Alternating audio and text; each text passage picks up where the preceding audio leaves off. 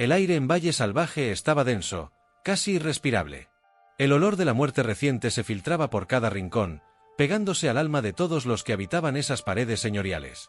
Para Adriana Salcedo de la Cruz, sin embargo, ese veneno no era debilidad, era combustible.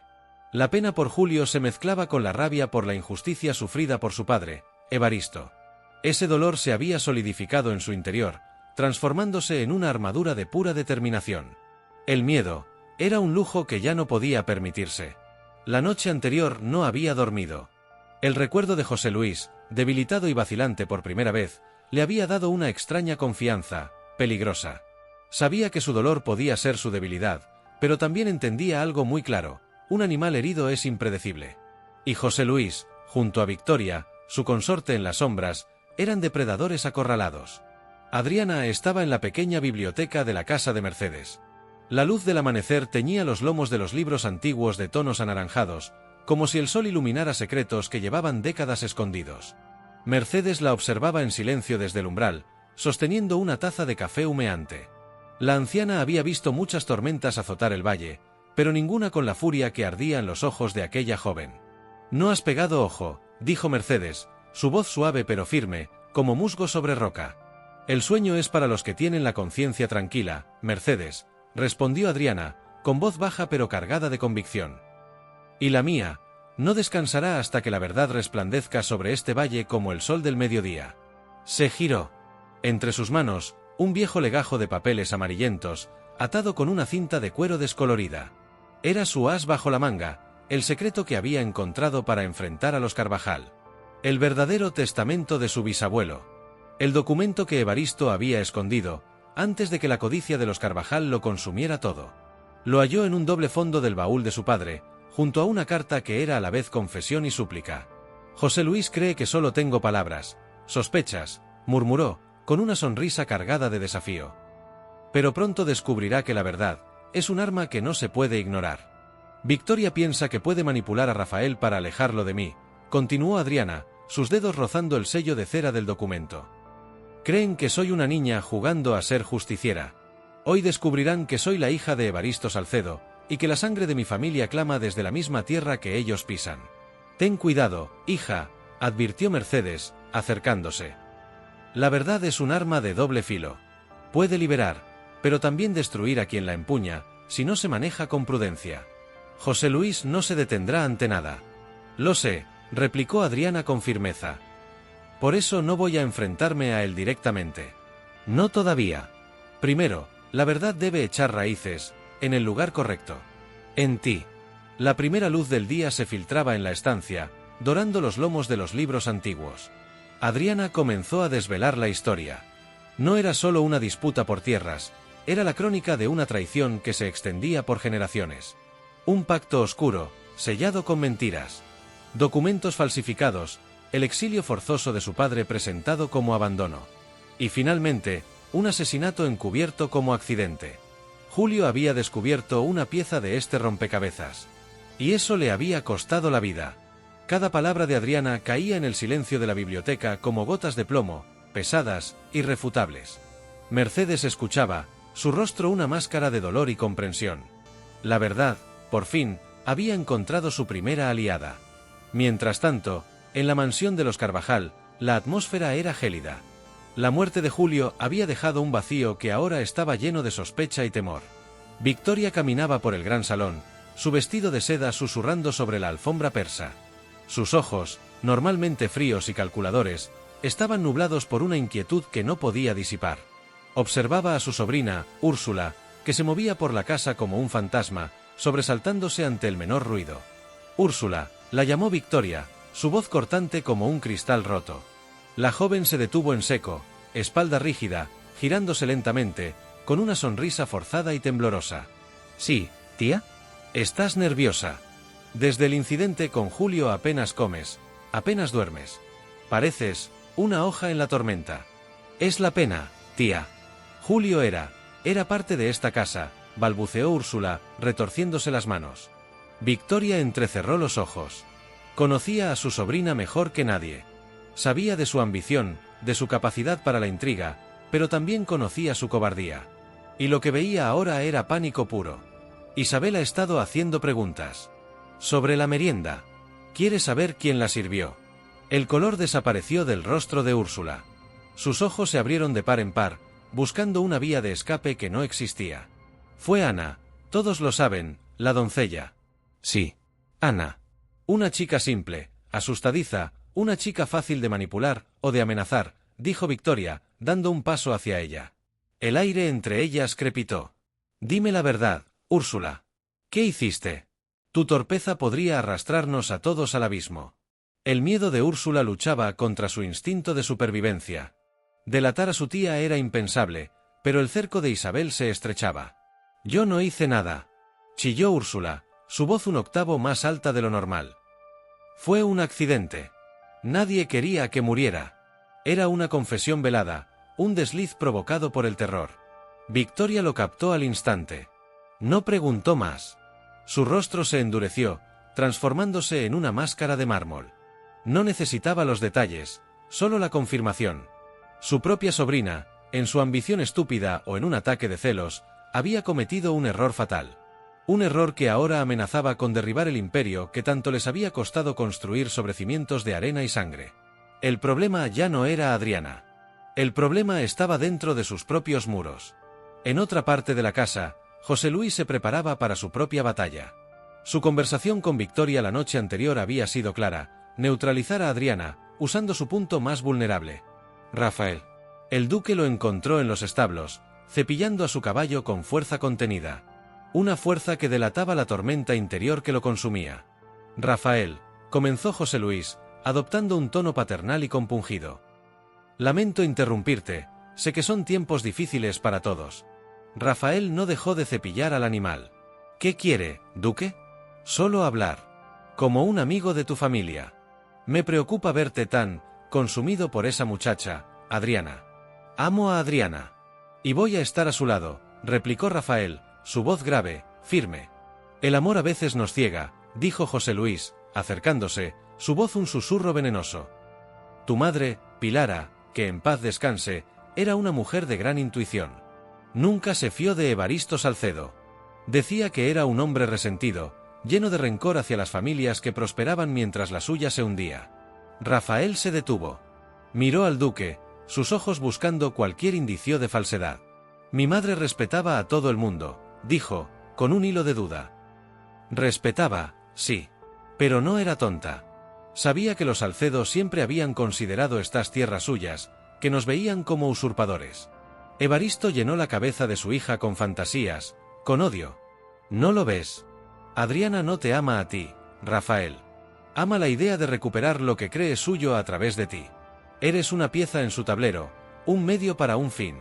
Cada palabra era una daga cuidadosamente seleccionada, diseñada para hurgar en viejas heridas, en las dudas que toda relación alberga. Rafael recordaba vagamente las conversaciones de su madre, sus advertencias sobre las viejas rencillas del valle.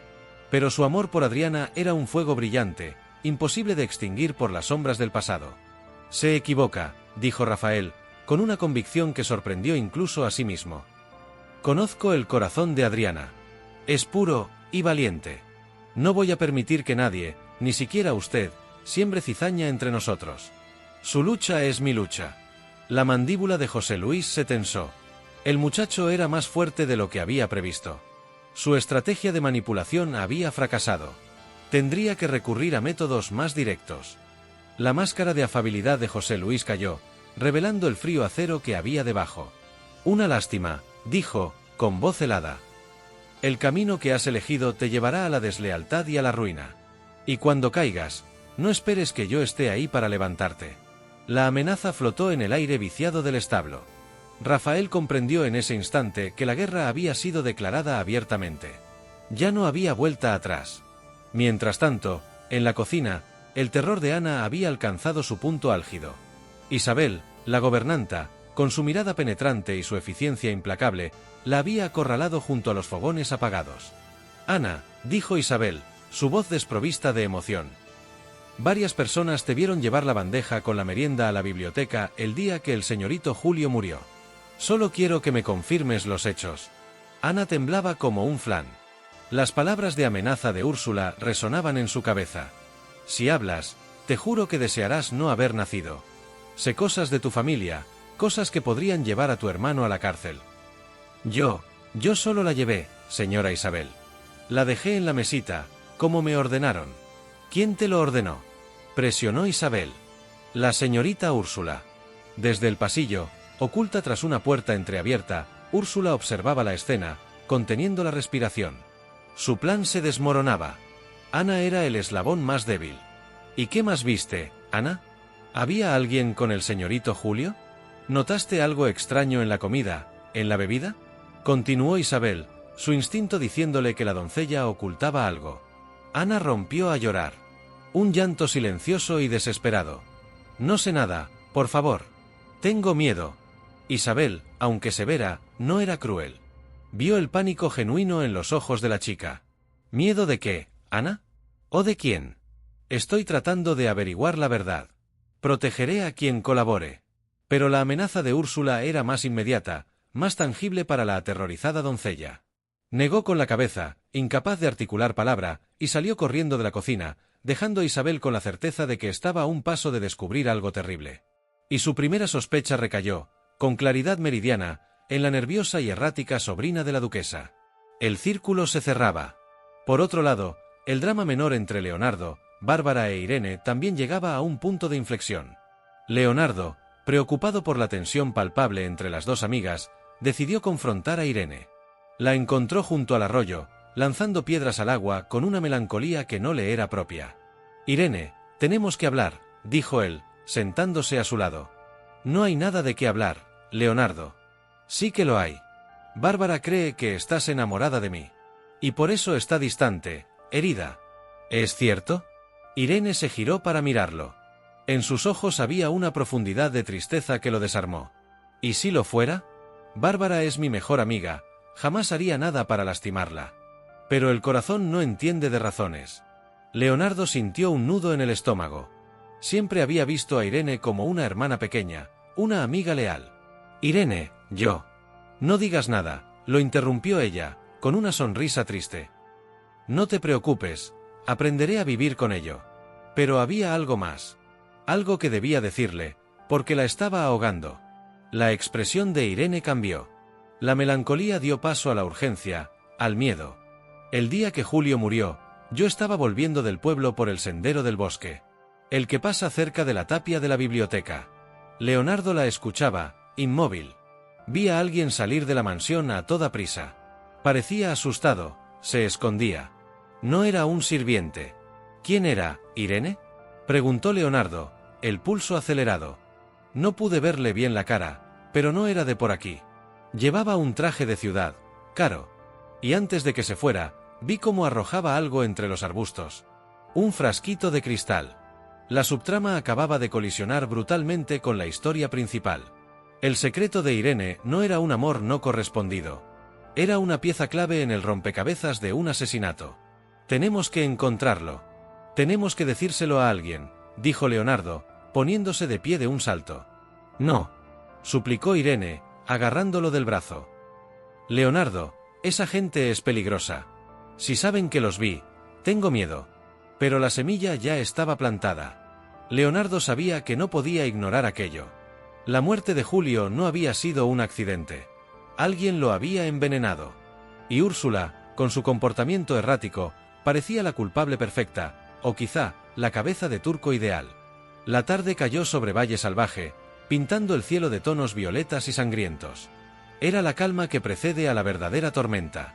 Adriana, después de pasar el día con Mercedes trazando un plan meticuloso, se dirigió al encuentro de Rafael en su lugar secreto, un viejo roble en la colina que dominaba el valle. Rafael llegó tenso, con el eco de las palabras de José Luis todavía resonando en su mente. Le contó a Adriana la conversación, la vil intentona de envenenar su amor. Adriana lo escuchó sin interrumpir, su expresión serena, implacable. Cuando él terminó, ella tomó su rostro entre sus manos. Quieren separarnos porque saben que juntos somos fuertes, Rafael. Saben que nuestro amor es la única arma que no pueden combatir con dinero ni con poder. No lo conseguirán. Jamás. Estoy contigo hasta el final, Adriana. Fue entonces cuando Adriana tomó la decisión más arriesgada de todas. Sabía que para ganar, necesitaba la fe ciega de Rafael. Sacó de su bolso el legajo de su bisabuelo. Quiero que veas esto. Es la verdad. La prueba de todo lo que mi padre me contó. La razón por la que lucho.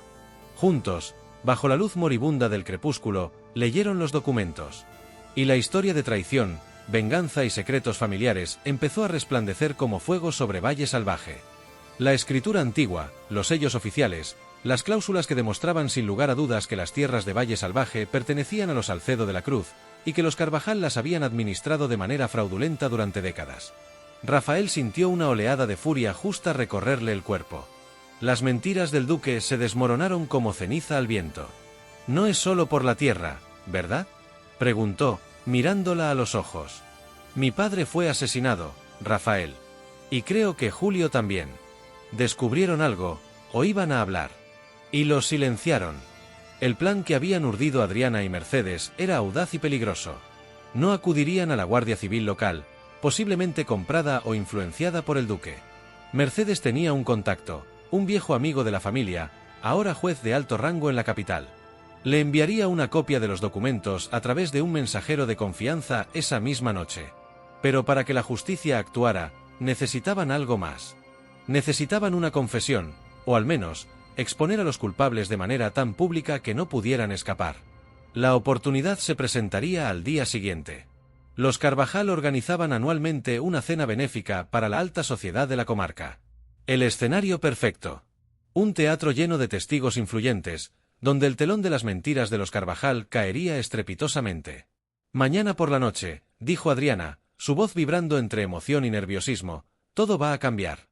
Pero necesito que hagas algo por mí. Algo que pondrá a prueba tu confianza en mí. Le explicó su parte del plan. Rafael tendría que fingir. Fingir que las palabras de José Luis habían hecho mella en él. Tendría que mostrarse distante, incluso hostil, delante de todos. Debían hacerles creer que su estrategia había funcionado, que la habían doblegado, que estaba sola. ¿Creen que me han vencido?, susurró Rafael, comprendiendo la brillantez de la estratagema. Les daremos la confianza que necesitan para cometer un error. Exacto. Les haremos bajar la guardia. Y entonces, cuando se sientan más seguros, les mostraremos al mundo quiénes son en realidad. La noche de la cena benéfica llegó. La mansión de los Carvajal resplandecía con una luz artificial que no lograba ocultar la oscuridad que anidaba en su interior. Los coches de lujo llegaban, y de ellos descendían hombres y mujeres vestidos con sus mejores galas, ajenos al drama que estaba a punto de desatarse. José Luis y Victoria recibían a sus invitados en la entrada. El duque se sentía pletórico. Rafael había sido visto discutiendo acaloradamente con Adriana esa misma mañana, en la plaza del pueblo. Un pequeño espectáculo que Adriana y él habían montado a la perfección. La noticia corrió como la pólvora. El joven heredero de los Pernas había entrado en razón. La pequeña Salcedo estaba aislada. Victoria, por su parte, había tenido una conversación terrible con Úrsula. La había confinado en sus habitaciones, prohibiéndole asistir a la cena. Un movimiento en falso, una sola palabra, y te juro que te entregaré yo misma a la Guardia Civil, diciendo que actuaste sola, siseó Victoria. Atrapada entre el miedo a la cárcel y el pavor a su tía, Úrsula obedeció, llorando en silencio en su cuarto. Victoria creía tener la situación bajo control. Adriana llegó sola. Adriana estaba deslumbrante, con un vestido sencillo pero elegante, color rojo sangre. Un desafío visual en medio de los tonos pastel y oscuros de los demás invitados. Todas las miradas se volvieron hacia ella. Los murmullos la siguieron mientras atravesaba el gran salón. Ignoró a Rafael, que la miró con una frialdad ensayada antes de darle la espalda para hablar con otra invitada. El corazón le dio un vuelco, pero se mantuvo firme. El acto tenía que ser perfecto. Mercedes llegó poco después, moviéndose con la dignidad de una reina en el exilio. Se acercó a Adriana y le apretó la mano discretamente. El mensajero llegó a la capital esta mañana. La maquinaria está en marcha, susurró. Mientras tanto, en el bosque, Leonardo e Irene, armados con una linterna, buscaban desesperadamente el frasco que ella había visto. Tras casi una hora de búsqueda, entre la maleza, el haz de luz se reflejó en un pequeño objeto de cristal. Era un frasco de medicina, casi vacío, con una etiqueta de una farmacia de la capital. El nombre del medicamento era ilegible, pero la palabra digitalis aún podía distinguirse. Un potente cardiotónico, que en dosis elevadas era un veneno letal, casi indetectable en una autopsia rutinaria. «¡Dios mío!», exclamó Leonardo. «Tenemos que irnos de aquí, ahora». Corrieron hacia el pueblo, directos al cuartel de la Guardia Civil, rezando para que el sargento de guardia fuera honesto. De vuelta en la fiesta, el momento cumbre de la noche se acercaba. José Luis subió a un pequeño estrado para dar su discurso. Agradeció a todos su generosidad, habló del futuro próspero del valle bajo su protección, con una sonrisa de suficiencia, miró directamente a Adriana. «Vivimos tiempos de paz y progreso», dijo, su voz resonando en el salón silencioso. «No permitiremos que viejos rencores y ambiciones desmedidas de familias venidas a menos enturbien nuestro futuro. La justicia y la verdad siempre prevalecen en Valle Salvaje». Fue la señal. Adriana dio un paso al frente. Su voz, clara y potente, cortó el aire. «¿La verdad, duque? ¿Hablamos de la verdad?». Un murmullo de sorpresa recorrió la sala. José Luis la miró, furioso por la interrupción, pero confiado en su poder. «Señorita Salcedo, creo que no es el momento ni el lugar». «Oh, creo que es el lugar perfecto», replicó Adriana. «Rodeada de toda la gente a la que ha engañado durante años». Y entonces, comenzó a hablar. Contó la historia de su familia, la historia del despojo, del exilio de su padre. Victoria intentó intervenir. «Esta chica está desquiciada. El dolor la ha hecho perder la razón». Pero entonces, Rafael se movió. Se colocó al lado de Adriana, tomó su mano y la levantó para que todos la vieran. «Cada palabra que dice es cierta. Yo he visto las pruebas». El shock en el rostro de José Luis y Victoria fue monumental. La traición era absoluta, inesperada.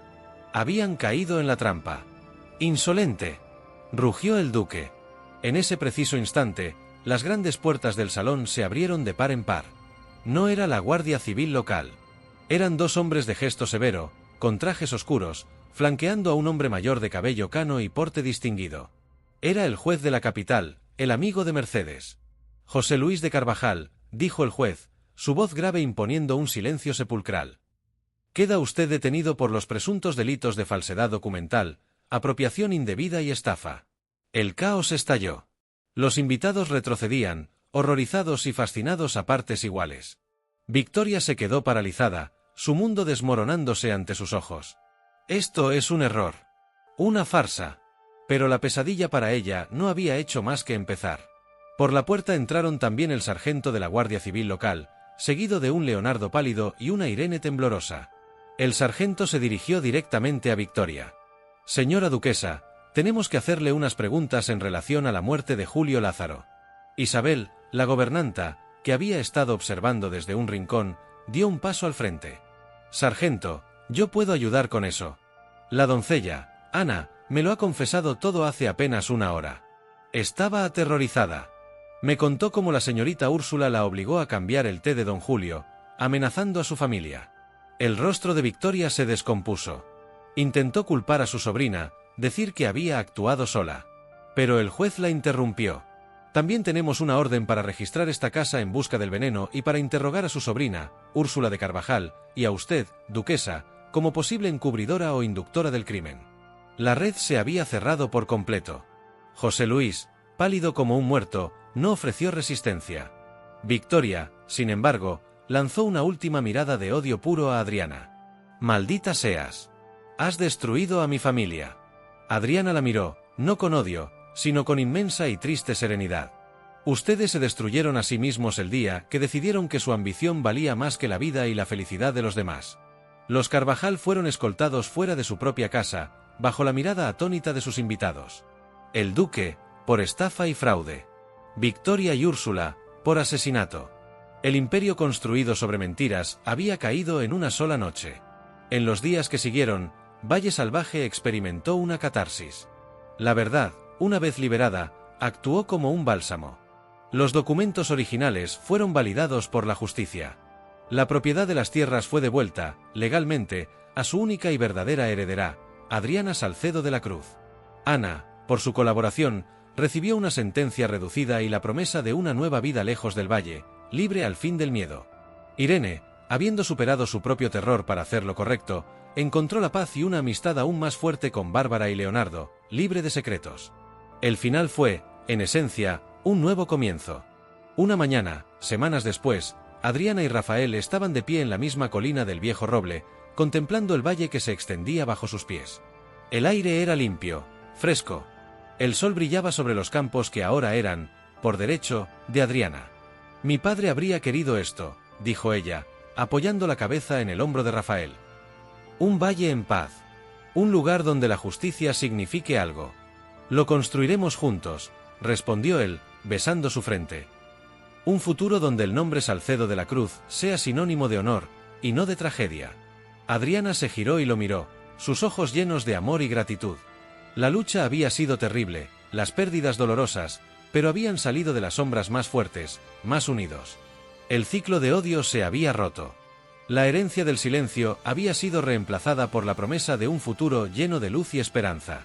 Valle Salvaje, por fin, podía empezar a sanar. Y para Adriana y Rafael, el amor que había florecido en medio de la adversidad era la semilla más fuerte de todas, la que garantizaría que ninguna oscuridad volviera a apoderarse de su hogar.